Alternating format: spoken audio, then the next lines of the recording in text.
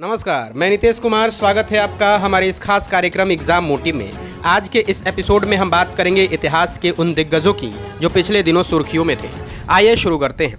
सांख्यिकी और आर्थिक योजना के क्षेत्र में प्रोफेसर और वैज्ञानिक प्रशांत चंद्र महालनोबिस के कार्यों और योगदानों के सम्मान में प्रत्येक वर्ष 29 जून को राष्ट्रीय सांख्यिकी दिवस मनाया जाता है। प्रशांत चंद्र महालनोबिस की बात करें तो ये एक विश्व प्रसिद्ध भारतीय सांख्यिकीविद थे जिन्होंने वर्ष 1932 में भारतीय सांख्यिकी संस्थान ISI की स्थापना की थी। 1930 में पहली बार महालनोबिस दूरी का प्रस्ताव किया गया, जो दो डेटा सेट के बीच तुलना हेतु एक माप है। कई आयामों में माप के आधार पर एक बिंदु और वितरण के बीच की दूरी को खोजने के लिए सूत्र का उपयोग किया जाता है। यह क्लस्टर विश्लेषण और वर्गीकरण के क्षेत्र में व्यापक रूप से उपयोग किया जाता है। 1932 में कोलकाता ISI की स्थापना हुई, जिसे वर्ष 1959 में राष्ट्रीय महत्व का संस्थान घोषित किया गया। 1933 में Sankhya the Indian journal of statistics की शुरुआत की। 1950 में राष्ट्रीय नमूना सर्वे की स्थापना किया। सांख्यिकी गतिविधियों के समन्वय के लिए केंद्रीय सांख्यिकी संगठन की स्थापना की। 1955 में योजना आयोग के सदस्य बने और 1967 तक उस पद पर बने रहे।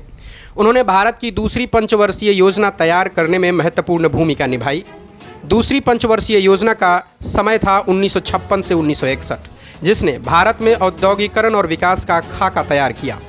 1968 में पद्म विभूषण से सम्मानित किए गए। उन्हें अंतर्राष्ट्रीय संगठनों द्वारा भी कई पुरस्कारों से सम्मानित किया गया था। हाल ही में प्रधानमंत्री ने 4 जुलाई 2022 को अल्लूरी सीतारमण राजू की 125वीं जयंती के उपलक्ष्य में आंध्र प्रदेश में उनकी एक कांस्य प्रतिमा का अनावरण किया। आज़ादी का अमृत महोत्सव के हिस्से के रूप में सरकार स्वतंत्रता सेनानियों के योगदान को उचित मान्यता देने और देश भर के लोगों को उनके बारे में जागरूक करने के लिए प्रतिबद्ध है। बात करें अल्लूरी सीतारमण राजू की, तो वह भारतीय स्वतंत्रता आंदोलन में शामिल एक भारतीय क्रांतिकारी थे। उनका जन्म वर्तमान आंध्र प्रदेश में वर्ष 1897 में और कुछ स्रोत में 1898 में हुआ था।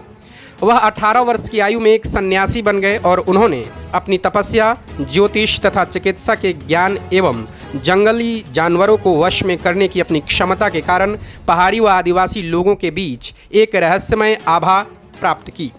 बहुत कम उम्र में राजू ने गंजम, विशाखापत्तनम और गोदावरी में पहाड़ी लोगों के असंतोष को अंग्रेजी के खिलाफ अत्यधिक प्रभावी गुरिल्ला प्रतिरोध में बदल दिया। गुरिल्ला युद्ध अनियमित युद्ध का एक रूप है, जिसमें लड़ाकों के छोटे समूह एक बड़ी और कम गतिशील पारंपरिक सेना से लड़ने के लिए घात, तोड़फोड़, छापे, छोटे युद्ध, हिट एंड रन रणनीति एवं गतिशीलता सहित सैन्य रणनीति शामिल है। औपनिवेशिक शासन ने आदिवासियों की पारंपरिक पोडू या स्थानांतरित खेती को खतरे में डाल दिया, क्योंकि सरकार ने वन भूमि को सुरक्षित करने की मांग की थी। वर्तमान आंध्र प्रदेश में जन्मे सीताराम राजू वर्ष 1882 में मद्रास वन अधिनियम के खिलाफ ब्रिटिश विरोधी गतिविधियों में शामिल हो गए।